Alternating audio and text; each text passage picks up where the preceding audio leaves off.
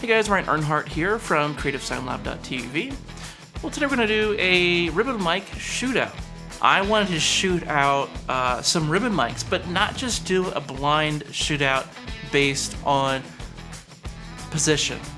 Each microphone, no matter what you use, is going to have a little bit different strengths and weaknesses. And some mics will like to be close, some mics will like to be far. You can really kind of shape the shootout if you pick that position based on, say, your favorite mic. You put up other mics and they may not do as well, and that's not the position that's really best for that mic.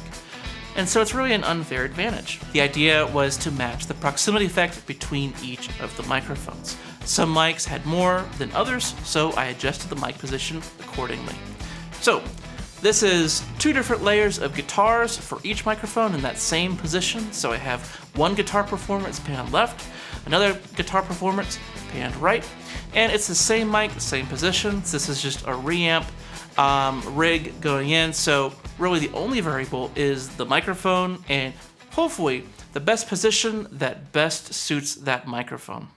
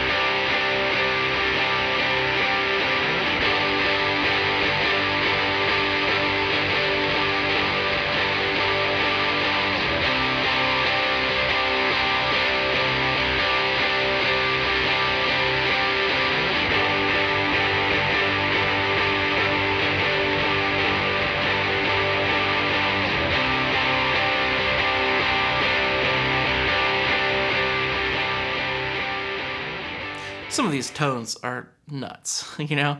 Like, I was not expecting that MXL to be quite that good. For drum overheads, you can tell it sounds kind of weird. You know, you could tell it's a cheap mic and that there's something a little off about it. It's still great, I think. It's still very workable, probably a really easy mic to use because it has that very gentle slope of an EQ curve like most ribbons.